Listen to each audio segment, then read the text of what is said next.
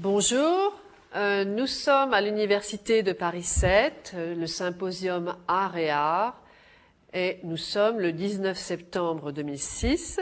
Je vous souhaite la bienvenue pour la rentrée universitaire 2006-2007. Aujourd'hui, nous traiterons du sujet des arts premiers et en particulier de l'art africain. La question sous-jacente qui sera posée va concerner aussi bien les arts premiers que l'expertise, donc art premier de l'expertise occidentale ou africaine. Nous avons comme invité aujourd'hui Simone Guirandou, qui est historienne de l'art de l'Université d'Ottawa, qui a aussi fondé la galerie Art Pluriel à Abidjan. Simone Guirandou est par ailleurs secrétaire d'académie du domaine art et culture de l'Académie des arts, des sciences, des cultures d'Afrique et des diasporas africaines, ou ASCAD. Cette académie, dont elle vous parlera aussi, est située à Abidjan, en Côte d'Ivoire. Et moi-même, Lise Cormery, docteure de l'Université de Paris 7, de Nididro. Nous sommes donc sur le campus de Jussieu. Alors tout d'abord, Simone Guirandou va nous dire quelques mots sur l'Académie des arts, ou ASCAD d'Abidjan, pour savoir depuis combien de temps elle existe et quelle est sa fonction. Alors je vous écoute, Simone. Merci Lise. L'Académie des sciences, des arts et des cultures africaines et de la diaspora africaine a été créée par décret et existe depuis le 1er septembre 2003. Alors, cette académie, bien sûr, nous l'avons voulu plurielle en quelque sorte parce que nous n'avons pas les moyens d'en créer une comme cela se fait en Europe. Donc, nous avons regroupé à peu près toutes les disciplines. C'est ainsi que vous avez les sciences exactes, oui. Vous avez les sciences naturelles, vous avez les sciences humaines, vous avez les sciences sociales et puis vous avez les sciences arts et culture. Voilà brièvement présenter notre toute nouvelle académie. Bien entendu, nous avons commencé à travailler un peu, c'est-à-dire que nous avons déjà entamé toute une série de conférences et donc les professeurs en sciences naturelles ont commencé à donner des conférences sur la médecine traditionnelle africaine. D'autres professeurs en sciences exactes ont donné aussi des conférences sur l'histoire des mathématiques, des origines à nos jours. Nous avons aussi eu une conférence sur l'économie, Davos versus Porto Alegre. Et tout dernièrement, nous avons terminé notre série par une conférence sur la musique, sur l'histoire de la musique. Et à la rentrée, bien sûr, nous allons avoir d'autres activités, mais pour l'instant, voilà à peu près ce que nous avons réalisé jusqu'à présent. D'ailleurs, le professeur Barthélémy Cocci, qui est vice-président de l'ASCAD, était venu faire une intervention et présenter aussi l'académie. Il est lui-même spécialiste de poésie, de musique et principalement docteur spécialisé en théâtre. Et d'ailleurs, il est fait mention de son intervention, il y a une transcription de son intervention qui est dans les actes numéro 7 d'Art et Art, qui s'appelle Art international ou International Art, où on retrouve le texte du professeur Barthélémy Cocci. Pour les habitués d'Art et Art. Oui. Alors je voulais aussi vous présenter un peu, vous dire un peu la structure de notre académie. Oui, bien tout entendu. À fait. Nous avons le professeur Memel Fauté, un anthropologue, qui est donc le président, le professeur Barthélémy Cocci, qui en est le vice-président. Et puis après ça, vous avez 5 domaines d'activité que j'ai cités. Et nous avons un bureau, donc un bureau d'académie. Nous avons le conseil scientifique aussi et nous avons 5 commissions justement qui épousent tous les domaines dont je vous ai parlé tout à l'heure. Donc, nous avons le collège, donc, qui est l'organe suprême. Ensuite, nous avons les autres organes que je vous ai cités tout à l'heure. D'accord. Donc le président est un anthropologue. Le président est un anthropologue. Et donc, spécialisé en quelle anthropologie? Anthropologie africaine. Africaine, oui, très bien, oui, d'accord. Africaine, d'accord. Oui, bien sûr. Donc l'idée, en fait, c'est un petit peu comme vous disiez, comme nous, on a l'Académie des Beaux-Arts, voilà. des sciences politiques, ça. etc. Nous avons tout regroupé. D'accord. Pour l'instant, nous sommes 50 membres. D'accord. Mais bien entendu, cette académie est appelée à grandir un peu et avoir des correspondants à l'étranger. D'accord. Voilà. D'accord. Très bien.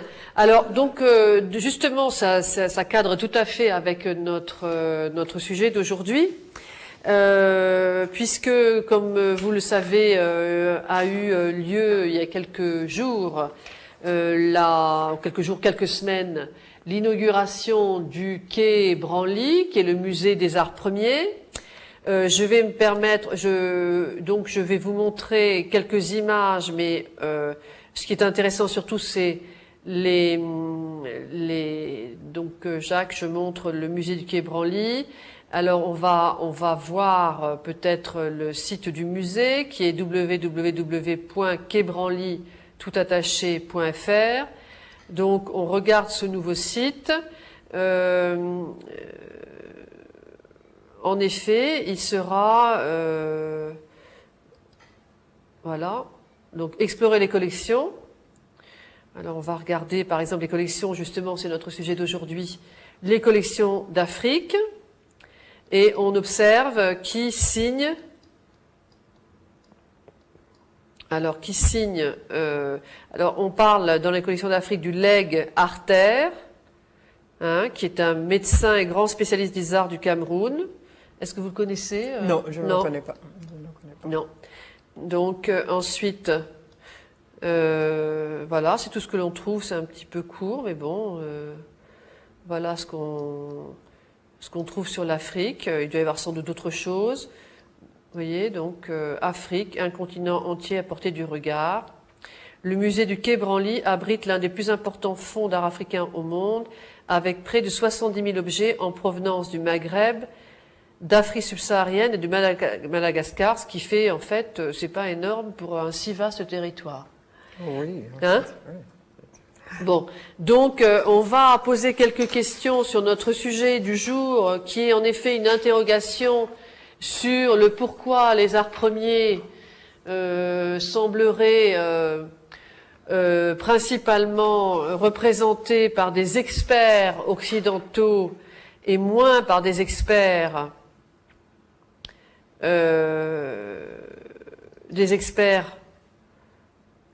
africains. C'est la question sous-jacente, c'est en effet comment, par exemple, si on devait parler d'art impressionniste ou d'art, comment dire, du temps de Louis XIV, est-ce que l'on trouverait logique que l'on ait...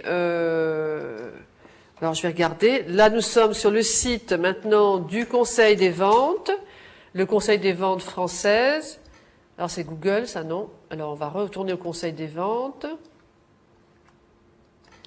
Et donc on cherche dans le site du Conseil des ventes art africain que l'on trouve. Est-ce qu'on cherche les experts qui pourraient donc être présents? Alors là, on n'a pas trouvé. Donc,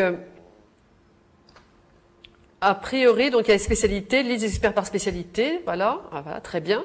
Alors, africanisme. Alors, on voit que c'est africanisme, ce qui n'a rien à voir avec l'art africain, parce que l'africanisme, c'est donc Lynn Thornton qui est plutôt spécialiste de Majorelle, sauf erreur de ma part, donc plus spécialiste de l'art du Maghreb et non pas de l'art africain. Hein.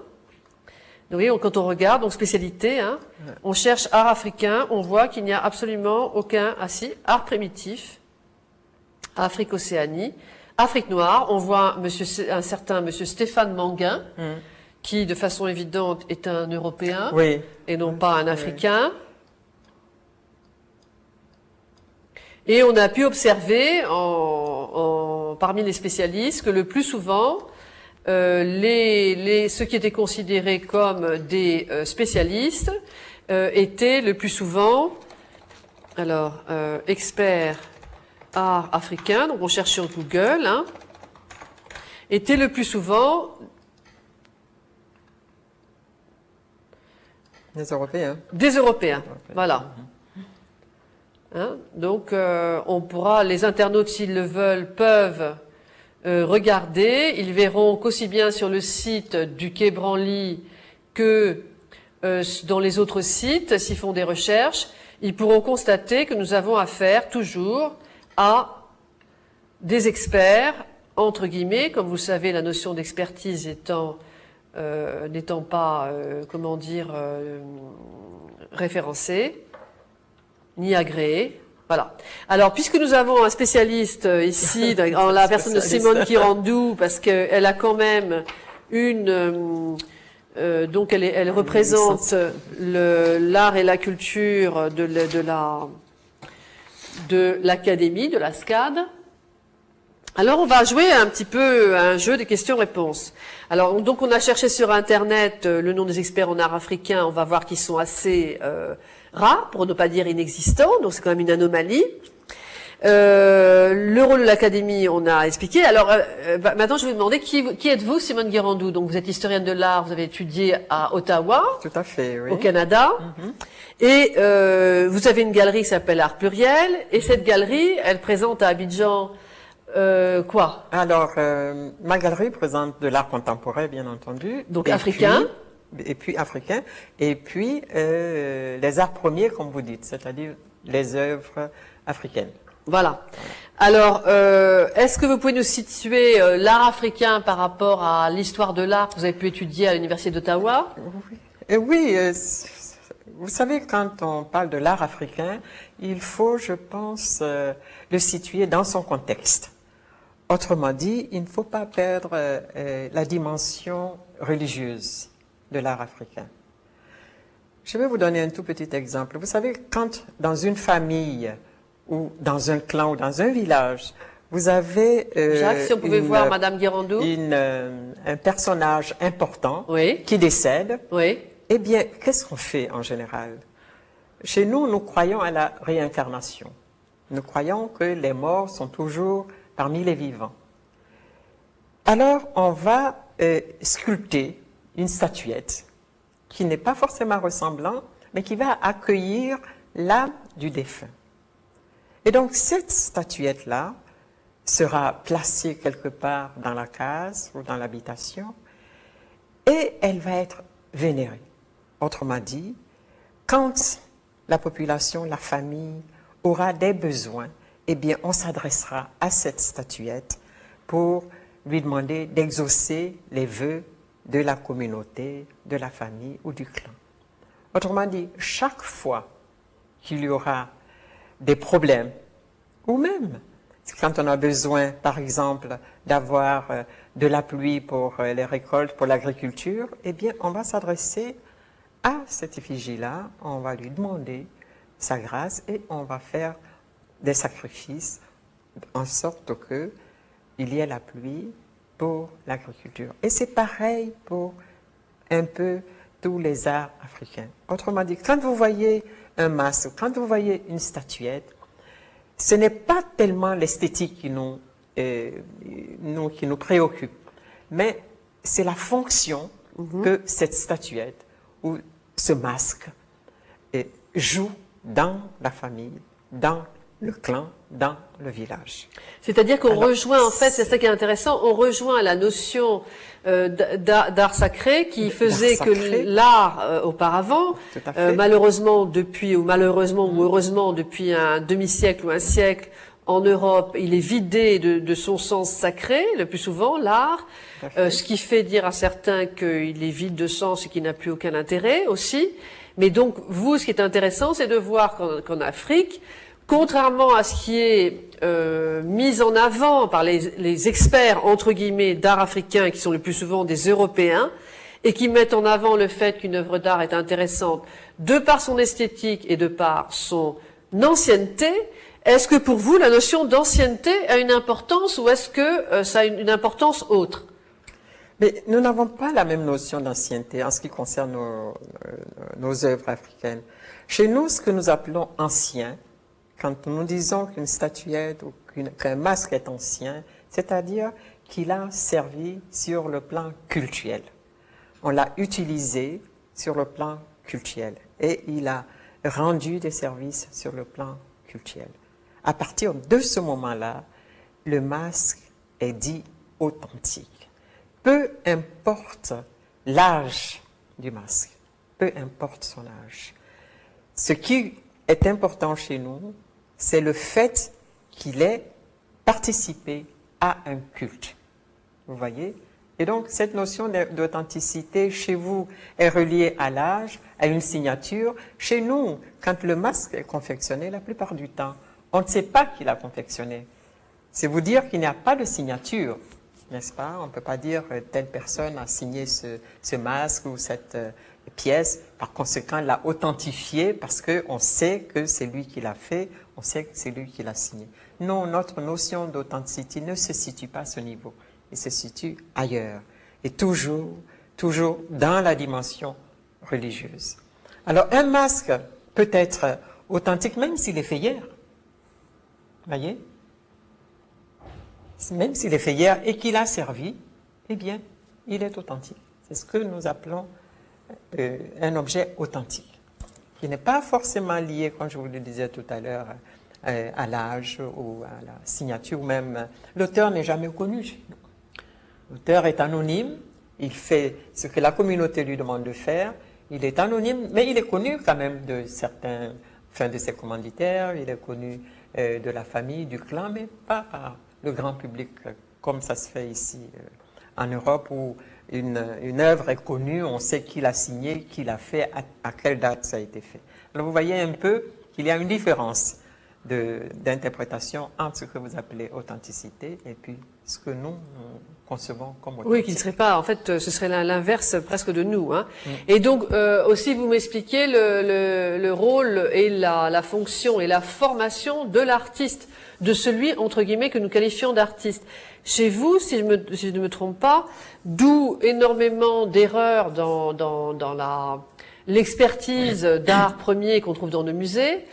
C'est notamment, on le verra avec la collection Guénéguez, où Monsieur Guénéguez souligne cet aspect-là. L'artiste chez vous, il est porteur de secrets aussi. Il représente une communauté et il a une formation très spécifique. Oui, il a une formation spécifique en ce sens que, bon, il faut qu'il représente justement les intérêts de sa communauté.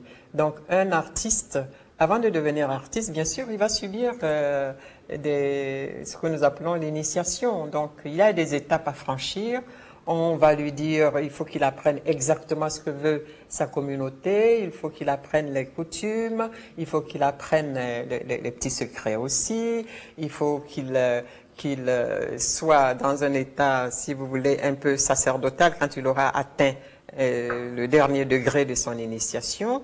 Hein. Là, il va recevoir des mains des anciens tous les secrets pour la bonne marche de son œuvre, de son activité. Donc, il subit une formation à travers les personnes âgées, à travers les ancêtres et à travers ce que nous appelons, nous, les maîtres. D'accord.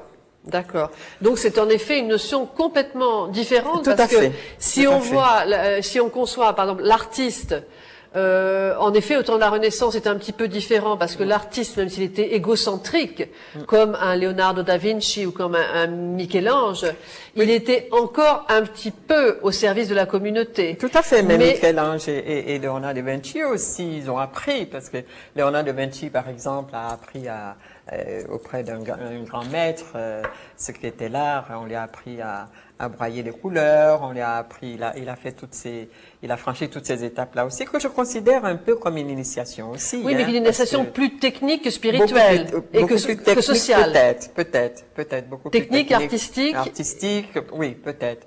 Tandis que nous, c'était un peu... Mais la dimension religieuse peut-être ne manquait pas à Léonard de Vinci. Ah non, Voilà. parce que le religieux faisait partie du quotidien à l'époque. Oui, oui. Mais ce que l'on voit, c'est intéressant dans ce que vous décrivez pour l'artiste africain, c'est que hier comme aujourd'hui, le sacré, c'est-à-dire le spirituel, le sacré, le social aussi, parce qu'il est aussi un lien social et un lien spirituel. Les deux sont tout à fait liés. Tout à fait liés, parce qu'il travaille pour la communauté, il travaille pour sa famille, son clan, et donc ça c'est du social, et aussi il est au service de la religion, parce qu'on lui demande de faire une statue ou un masque pour un besoin précis.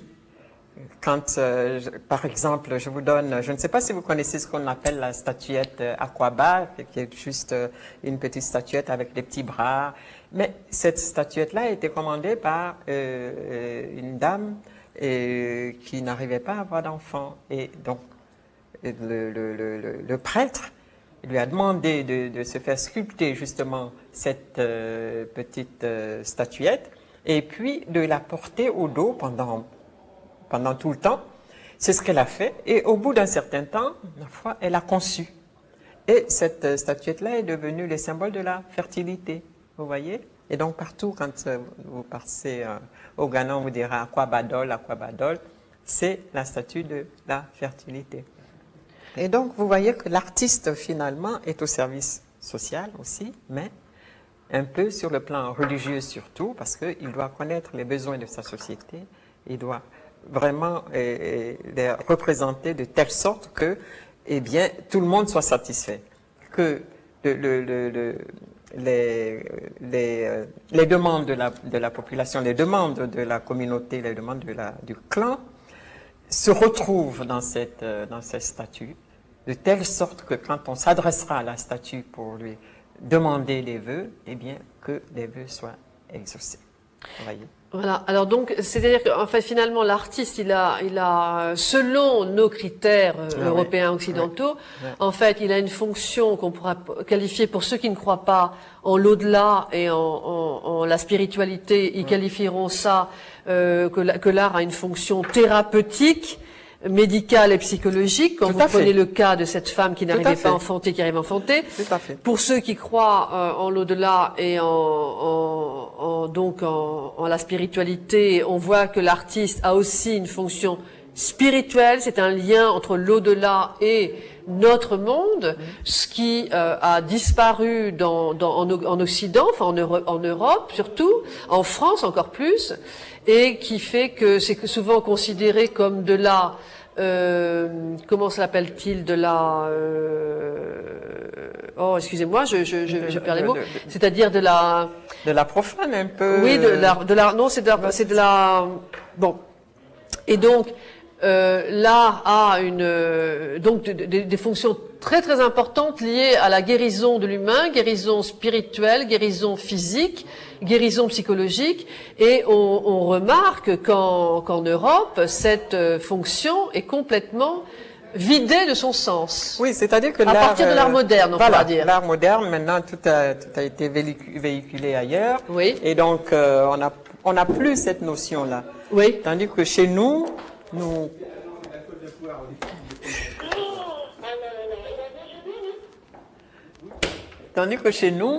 conservons toujours cette notion parce que nous avons une religion animiste qui fait que nous croyons un peu à tout ce qui vit dans la nature, n'est-ce pas? Et donc, quand, par exemple, il y a une crise dans une famille, on se dit toujours, tiens, peut-être que dans l'au-delà, il y a quelqu'un qui n'est pas satisfait et qu'il faut, par tous les moyens, attirer ses faveurs.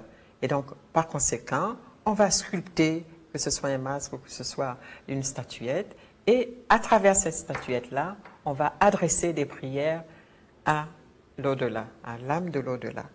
Et au fur et à mesure, eh bien, le bien-être social revient au sein de la communauté. Alors, si vous voulez, tout à l'heure, vous avez parlé de thérapeutique. C'est vrai que notre art a ce côté thérapeutique, ce côté psychologique, ce côté philosophique aussi. Oui. Hein? Et tout cela, bien, c'est ce qui caractérise l'art africain.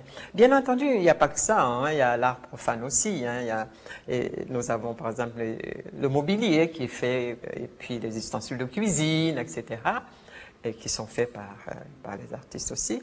Mais quand on parle véritablement d'art, eh bien, il ne faut toujours pas, et surtout pas, oublier la dimension religieuse. Voilà. Alors, donc on voit ça dans les masques. Notamment, on parlait de la collection guénégaise, où il y a un travail remarquable. Il y avait notamment un couple. Anna, c'est ça? Donc, un couple... Ah, oui. Le couple Arcan. C'était un couple, voilà. C'était un couple baoulé. Baoulé, oui. Et donc, en effet, il a été sculpté, ce sont l'homme et la femme, c'est ça, qui étaient sculptés? Oui, on appelait ça le couple de l'au-delà. Hein, c'est-à-dire que, bon, quand je vous disais, quand il y a une crise, par exemple, au sein d'un couple, ou même sur le plan individuel, on se réfère toujours à l'au-delà. On se dit, bon, il faut peut-être voir pourquoi telle personne est malade, pourquoi telle personne n'a pas ce qu'elle veut, ne fait pas d'enfant, pourquoi cette personne n'est pas heureuse. Et alors, à force de voir, d'interroger ce qu'on appelle les féticheurs, eh bien, on vous dira, tiens, peut-être que vous avez manqué à votre âme de l'au-delà, donc il faut faire quelque chose pour l'apaiser. Et donc, on va sculpter une statuette, hein, qu'elle soit féminine ou masculine. On va donc sculpter cette statuette-là, et on va lui adresser des prières. Comme on fait, vous savez, dans les églises, on adresse des prières à des saints, hein, on adresse des prières à la Sainte Vierge, on adresse des prières, c'est ça, à Saint-Michel, on adresse des prières pour obtenir quelque chose, hein, obtenir la grâce, obtenir le bien-être. Eh bien, c'est exactement la même chose, hein, que nous faisons avec nos statuettes. Si ce n'est que ce sont des choses qui sont maintenant dans nos civilisations, notamment en France, qui sont considérées comme de la superstition, voilà, et qui sont déconsidérées non seulement par l'État, par le citoyen, mais aussi par les prêtres eux-mêmes, qui considèrent que le culte au saint est une dévotion qui est pratiquement liée à la superstition. Ouais. Alors, ce qui est intéressant, c'est que l'art africain, si je comprends bien, Simone Guérandou, est complètement lié à la notion d'âme que l'on retrouve dans notre vocabulaire, c'est-à-dire en art occidental ou dans l'expertise de l'art occidental, on dit dans notre jargon qu'une œuvre est bonne, c'est-à-dire qu'elle a une âme, mais ça a été quelque peu vidé de sens. Et ça me renvoie au livre de Monsieur Guénéguez, donc qui est un livre qui a été édité en 1991 par l'Harmattan. Alors, qui est Monsieur Guénéguez? Parce que ce qui m'avait intéressé, c'était son analyse quand il disait que les experts, soi-disant occidentaux, se faisaient, excusez-moi par l'expression, complètement avoir par les Africains qui, à l'époque où l'Afrique était sous l'emprise coloniale, donc leur moyen de résister à l'occupant français ou belge ou portugais était de donner des faux renseignements aux anthropologues ou pseudo-anthropologues ou ethnologues, parce que c'était encore pour eux une forme de résistance envers l'occupant, et qu'en plus, par respect pour la tradition, pour la tribu, pour le clan qu'ils représentaient, ils n'étaient pas censés transmettre les secrets. Tout à fait, mais vous avez tout résumé, hein. Vous avez tout résumé. À l'époque, vous savez, ce sont des secrets qu'on ne devait pas transmettre comme ça à n'importe qui, surtout à des étrangers. Bien sûr, oui. Et donc, quand les étrangers voulaient avoir des explications, on leur en donnait, mais elles n'étaient pas forcément les bonnes, elles n'étaient pas forcément les plus recommandées. Tout simplement parce que la personne qui donne les informations sait très bien qu'il ne doit pas transgresser les règles de la communauté. Et il sait très bien qu'en le faisant, il s'expose à des sanctions. Sanctions, vous savez, et donc, pour faire plaisir au colon ou à la personne qui lui demande des informations, il est obligé de lui donner des informations qui ne sont pas toujours les vraies informations. C'est tout à fait. La raison est qu'il est obligé de conserver les secrets de la famille du clan ou du village. Ça ne se divulgue pas comme ça. Et donc, il y a un certain respect, une certaine réserve qu'il doit observer vis-à-vis de sa culture. Très bien. Et ça, c'est très important parce que ça peut fausser littéralement les soi-disant expertises des Occidentaux, puisqu'en plus, c'est lié avec une autre notion, qui est la notion qu'on évoquait tout à l'heure de l'ancien, qui est une notion qui, chez vous, n'existe pas de la même façon, puisque, comme vous l'expliquiez très justement, le plus souvent, on parlera tout à l'heure du masque de course, qui est dans la collection Guénéguez aussi. Ils sont le plus souvent les masques faits en bois, et la nature africaine étant très vivante, contrairement à la nôtre qui est beaucoup plus douce et tempérée, le bois pourrait, exposé à l'extérieur, très souvent devient, se transforme et ne reste pas, le masque par exemple, n'est plus conservé. Oui, vous pouvez avoir des objets anciens, très anciens, mais il y en a très peu. Et ce qu'on dit d'habitude, c'est que vous avez beaucoup d'objets, par exemple au Quai Branly, vous avez beaucoup d'objets qui ont été recensés, mais qui ne sont pas forcément des objets que nous appellerions authentiques. Voilà. Peu importe leur âge, hein, voilà. il y a des objets qui sont très vieux, et il y en a d'autres qui sont moins vieux, mais reste à savoir si tous ces objets-là ont subi l'épreuve de la religion. Voilà. Tout à fait. Là se pose la question, voilà. Voyez. Et donc, vous pouvez avoir des objets très anciens qui ne sont pas forcément authentiques. Voilà. Comme vous pouvez avoir des objets anciens qui sont authentiques parce qu'ils ont servi au culte. C'est-à-dire qu'en fait, ils sont esthétiques et artistiques, mais ils sont vides de sens. Vides de sens au sens où nous disons que bon, cet objet est authentique parce que soit il a servi, soit il sert encore. D'accord. Alors, par exemple, si on prend le masque de course de la collection Guénéguez, vous avez des masques. Expliquez-nous la notion, à quoi servait le masque de course? Oui, non, les masques de course qui font partie de la région ouest de chez nous, c'était la partie, on appelle ça la région d'An, donc c'est une région où on a l'habitude de confectionner des masques, ce sont des peuples à masques. Bon. Donc, il y a différents masques. Il y a des masques de course qui sont les plus courants, puisque bon, on peut les envoyer porter des messages. La plupart du temps, c'est un individu qui porte ce masque et qui va porter un message. Et puis maintenant, bon, ça s'est transformé en jeu, si vous voulez. Il y a des périodes où on organise des jeux, des compétitions de masques. Donc, on appelle ça les masques coureurs. Ils ont les yeux d'ailleurs très ronds pour leur permettre de voir. Et donc, vous avez d'autres masques aussi qui sont des masques protecteurs. Vous avez des masques qui sont des vieux masques, des très vieux masques qui ne sortent qu'une fois peut-être l'an et à l'occasion de cérémonies vraiment très importantes, vous voyez.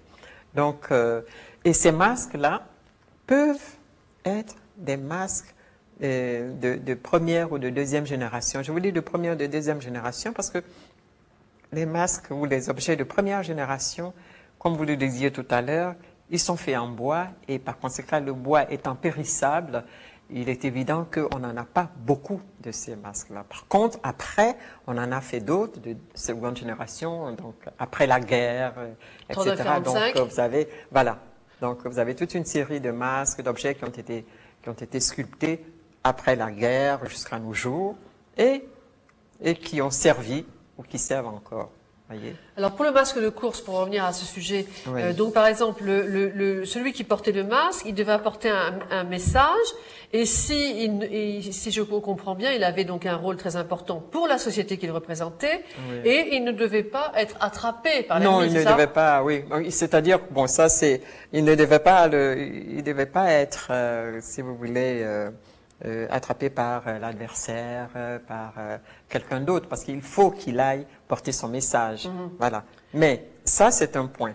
De l'autre côté, vous avez ce qu'on appelle donc la course des masques. Et pendant cette course-là, eh bien, on peut attraper, vous savez, celui qui court un peu vite, comme c'est une compétition Mais ça, c'est de l'amusement. Hein. Maintenant, c'est de vraiment, l'amusement. c'est de l'amusement. Ça ne peut pas être utilisé en cas de guerre encore maintenant. Ah, mais non, c'est terminé, ça. Ouais. Ça, c'est ce qui se faisait avant. Avant 45, alors. Avant 45, non, mais après, ça continue, puisque nous avons encore les masques. Oui. Ça continue. Nous avons de nouveaux masques aussi qui ont été taillés. Ça continue. Dans les villages, vous savez, les habitudes et les traditions ne se perdent pas. Tant mieux. Aussi vite que dans les villes. Oui. Donc, dans les villages, il y a quand même certaines traditions qui perdurent. Vous voyez? Et donc, les masques continuent.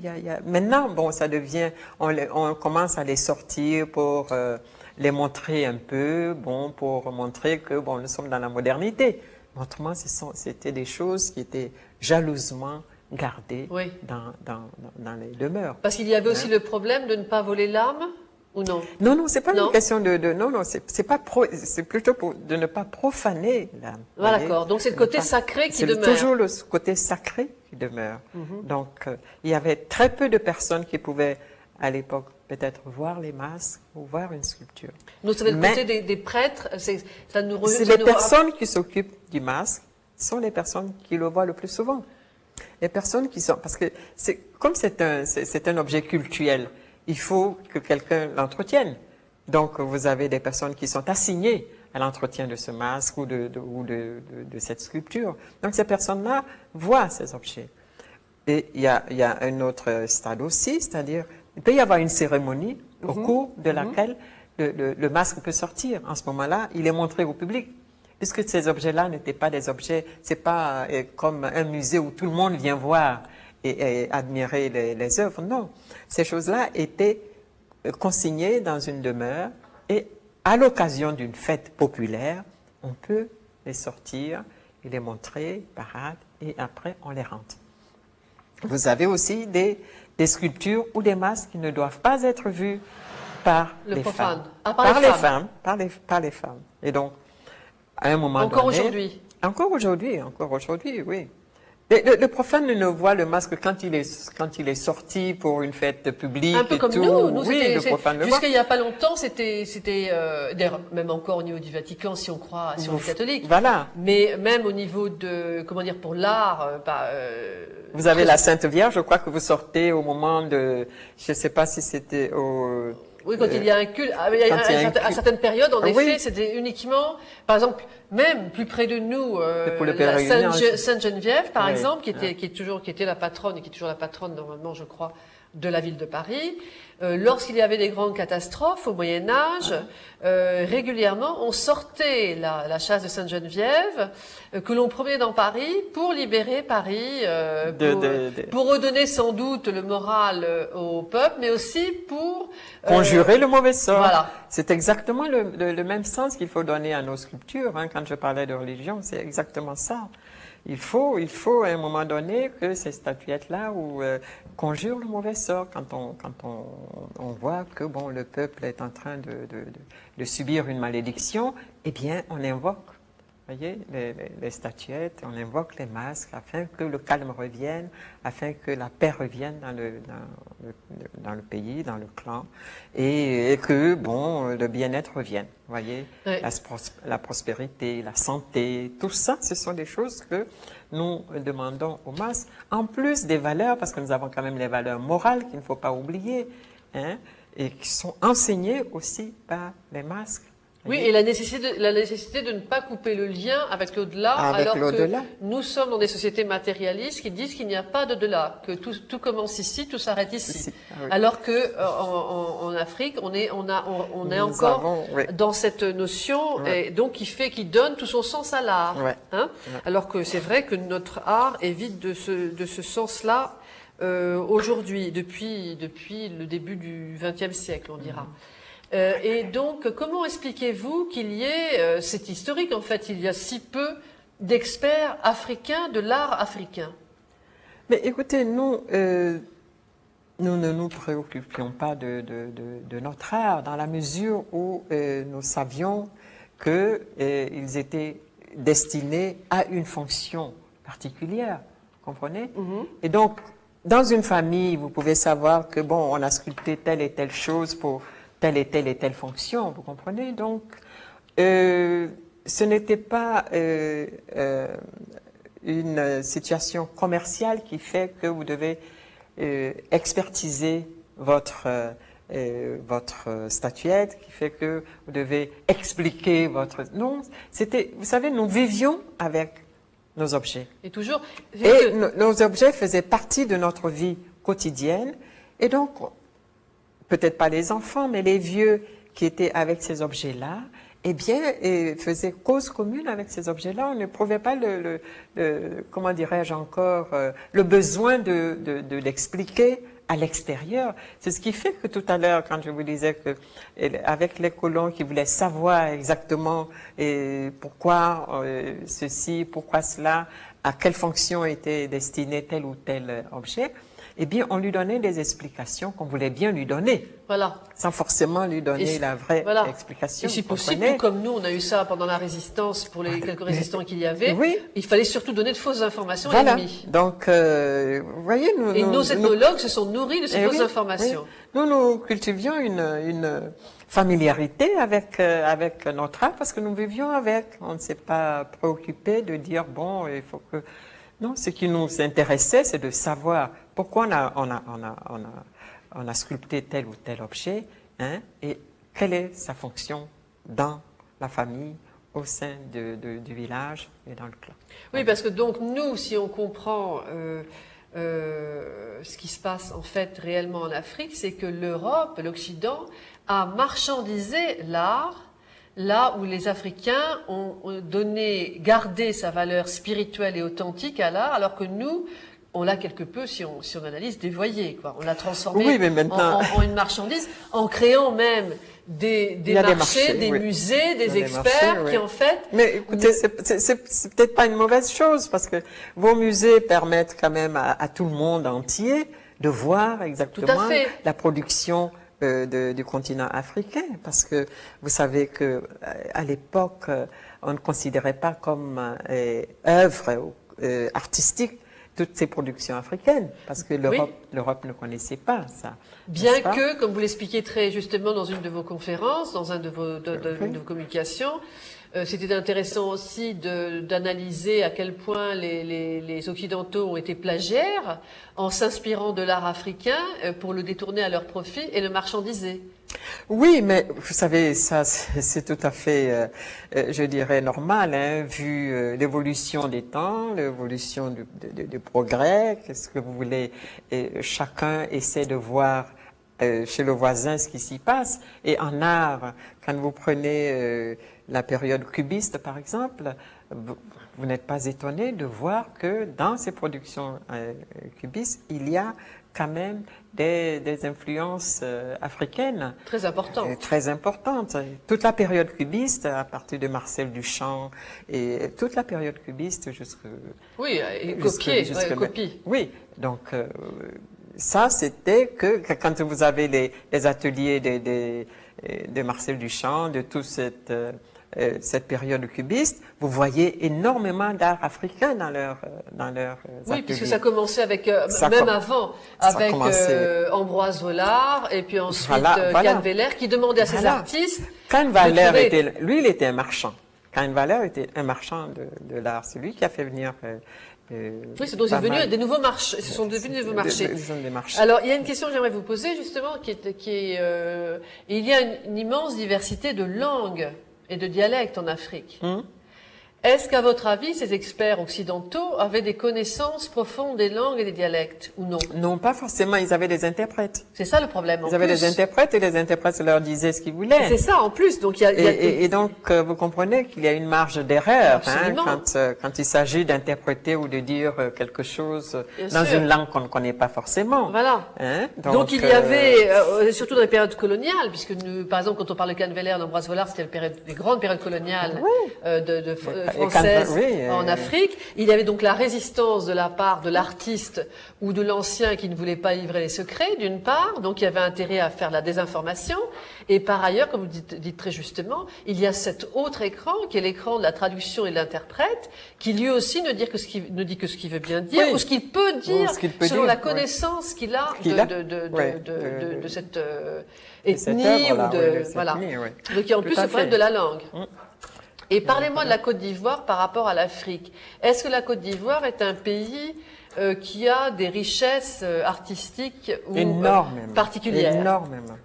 Nous sommes très très riches en matière de produits artistiques. Alors il y a donc la Côte d'Ivoire est un grand pays. Vous savez, comme nous avons plusieurs régions, oui. Et donc nous avons la savane, nous avons la forêt. Et donc, ça nous permet d'avoir quand même des arts contrastés. Dans la forêt, vous avez quand même tout ce qui est statuettes, tout ce qui est masques, etc. Et puis, en savane, vous avez quand même tout ce qui est œuvres aérées, vous voyez, parce que, bon, la savane, on voit loin devant soi, donc vous avez des œuvres qui sont beaucoup plus aérées au point de vue forme, hein, tandis que, bon, ailleurs, vous avez des masques ou des produits qui correspondent justement à la nature du terrain, qui correspondent à l'environnement, vous voyez. Oui, à l'influence environnementale et géographique. Voilà. Autrement, nous avons énormément d'art et de diversité dans l'art.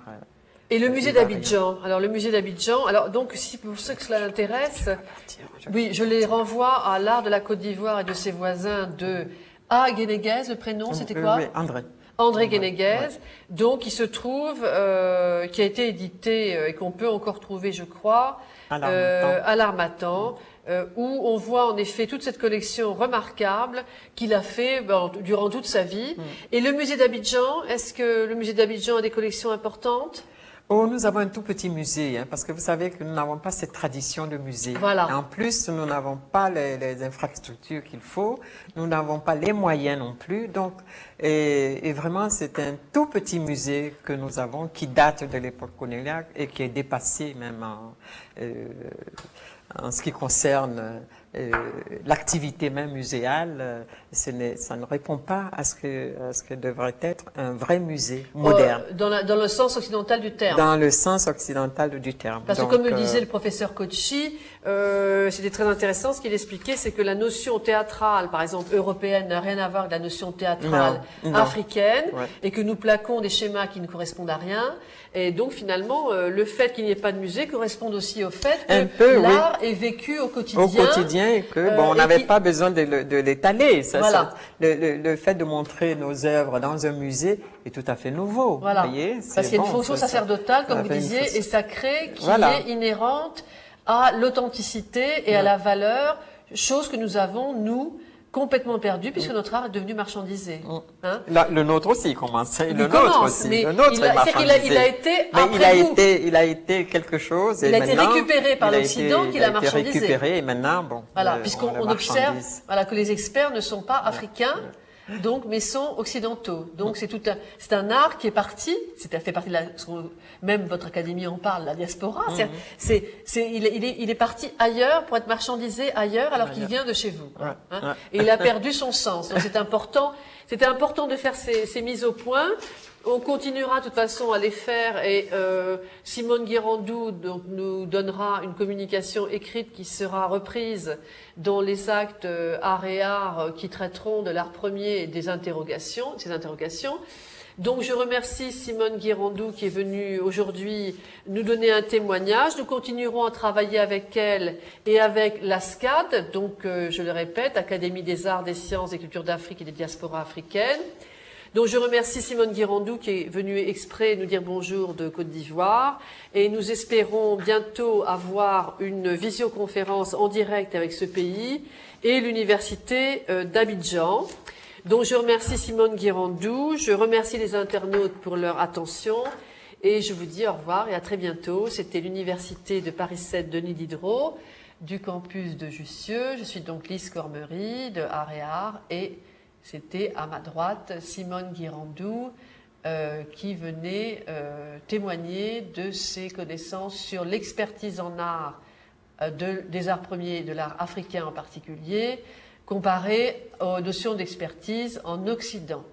Je vous remercie, je vous dis au revoir et à très bientôt.